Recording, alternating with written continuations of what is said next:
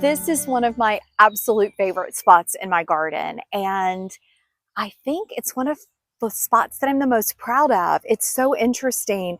I've never had a deep shade garden. I had kind of a shaded garden in Texas. It was very interesting space. It was more of a pathway that was shaded. But this is a real true shade garden, and I just love it. It's kind of fairy tale magical. So of course we enter my little floral studio right here, and along this side I really wanted this area to be pretty low maintenance. So I've got again some gorgeous spireas.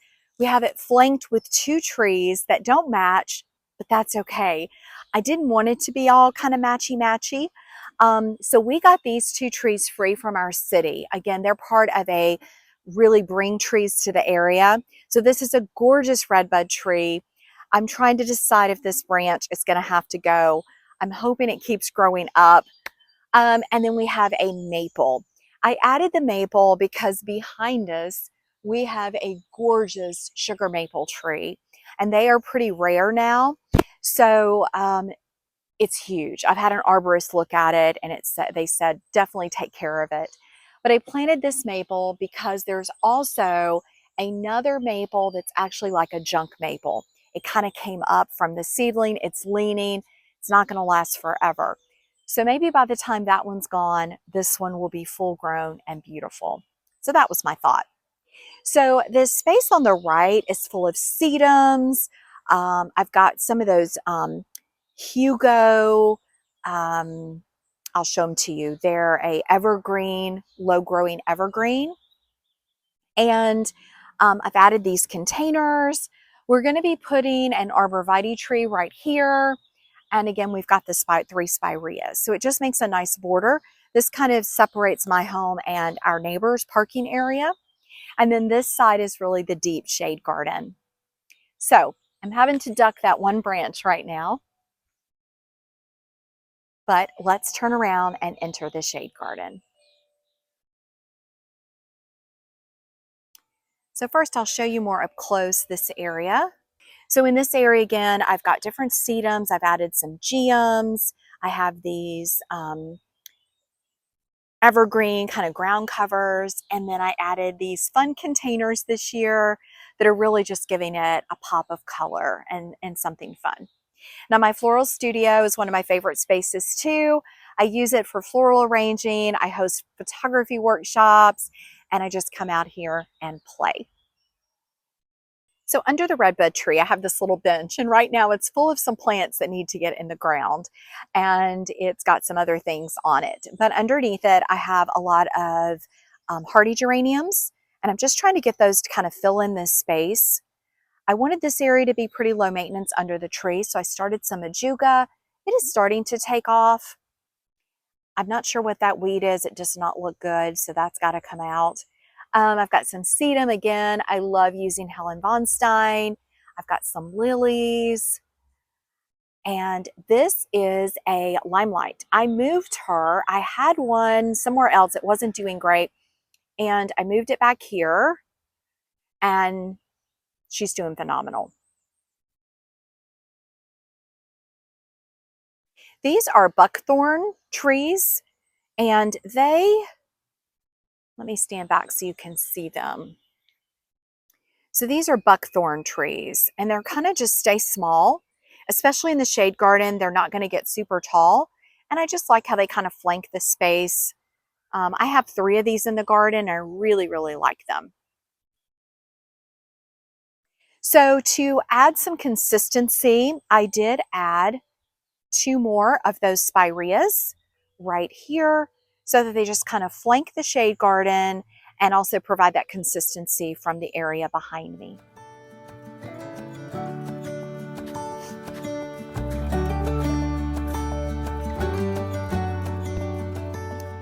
So as we enter the shade garden, we will finish here today. I'll just give you a little quick overview.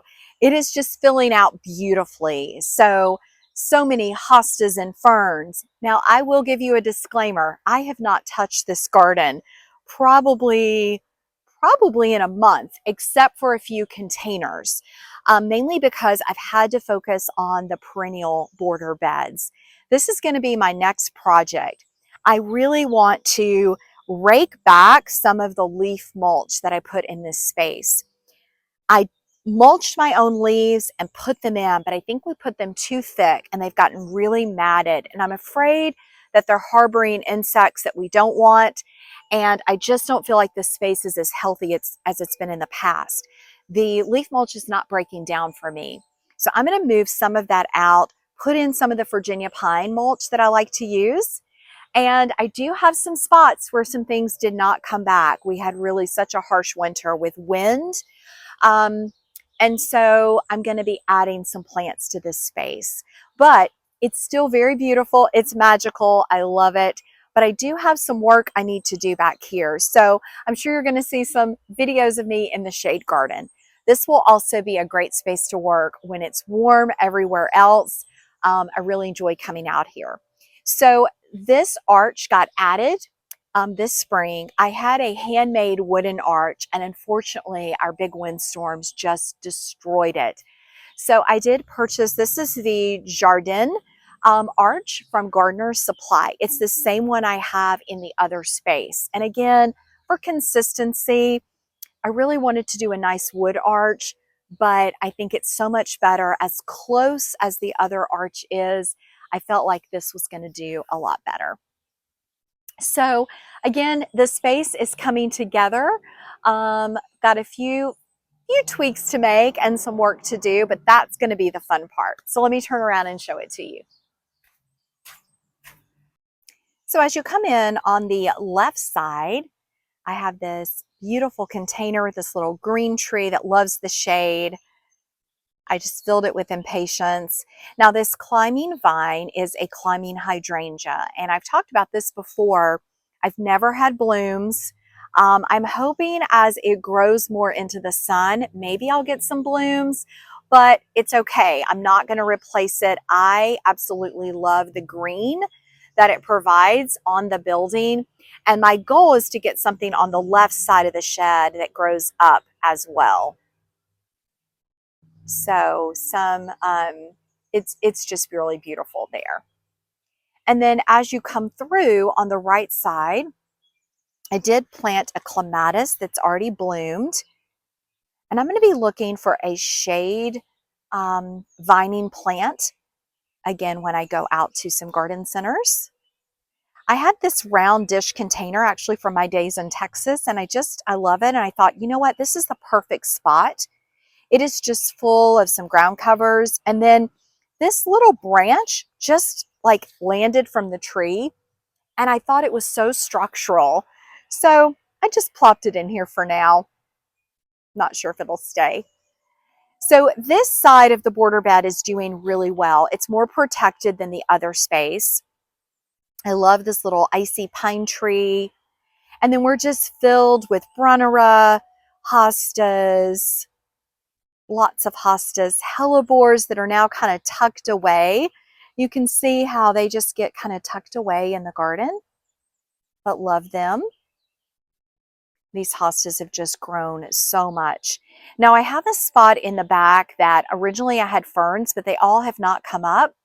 So I'm going to look for something, even maybe something evergreen to add back there. And then this is an Annabelle hydrangea. So I originally planted Annabelle in the front and she just flopped way too much. But back here in the shade garden, she's just done great. She gets filtered sunlight. You can see that right now. She actually does not flop very much, and her huge white blooms are just a beacon in the shade garden. I can't wait for you to see her. She is just so beautiful. She is surrounded, of course, by more hostas. Now we have had severe, like heavy rain, and it has really already beat up my hostas a little bit. So that was a little bit unfortunate. You can see some ferns, and then this is a viburnum that I staked up. I don't love this here, so I think she's going to get moved this year, and I'm going to find something, maybe an evergreen, that can go in this space. So I've given her a couple years, but I think she's growing this way because of the shade. She was supposed to be shade tolerant, but she should be more shrub versus tree. I don't mind the tree form, but anyway, I'm going to maybe move her out. Now, lots of containers these are full of sedum, and I normally keep these in a sunnier spot, but they seem to be doing fine, and I've actually got a lot of new growth. So I think I'm going to leave them here. Now you can see my coleus also got beat up from the rain, but what's great about coleus versus a hosta, I can just come in, cut these back, and they will pop out new growth. So we will clean these up. And then back in the bag, I have rhododendrons. Oh my goodness, I've got blooms, you guys. I'm so excited. So I have fought and fought with these guys. I have not given up on them. They have been on the struggle bus every year. After they bloom and I give them some more fertilizer, they tend to do okay. But here's what I get with them. These, of course, are dying branches, but I get this rusty stuff. So let me know if you grow rhodies and what they do for you. I also never get a ton of blooms, but it looks like I might be in luck this year. They're running a little late. Here's what the blooms look like, and the reason that I've been so patient with this plant, look at that.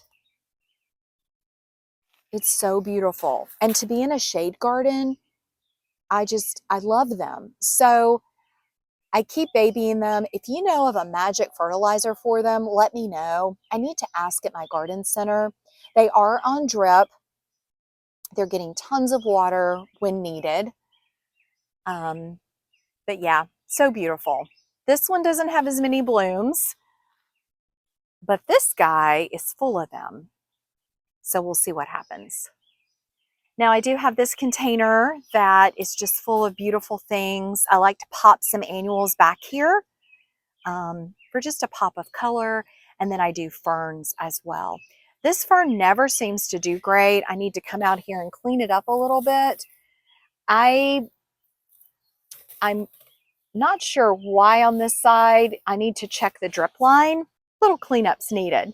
Now I have my potting bench that I just moved back here, and I'm so happy with it. I've already been using it like crazy. So that's just a little fun addition. And I've been cleaning up the space behind. I'm going to figure out how I want to use this space back here, probably as some easy garden, quick storage with maybe some hooks. So more to come on that. But here's a view from this area. And then this side of the shade garden is very similar. So just, this is one of those huge hostas. She will keep getting bigger and bigger and bigger. Got lugwort. Lamium is coming back. The bunnies, of course, love it. I can see it's been chomped on. This space had some ferns that have not come back. So it's a space for planting something new. This blue container was my mom's. I need to add some soil to it, but the plants are doing really good. Lots of space for some new plants. This is a hydrangea that I moved, and I have one in the back. So I'm going to see how they do out here, and I may end up adding some more. This is a hosta I just added last year, and it's the curly one. And I love that. I think it's so fun. And some ajuga. Would love to just cover this. And these hellebores have done amazing. They took so long to grow and open up, but I just think they're so beautiful in this space. I think this is some little woodruff or some type of like ground cover like that. And again, I'm all into ground covers. I just really love and cherish this space. Now I did plant this clematis here, and she already bloomed. Isn't that beautiful? And I've also planted some of the, it's a honeysuckle vine that's a different color. It's supposed to be shade tolerant. So we'll see if it grows up over this arbor.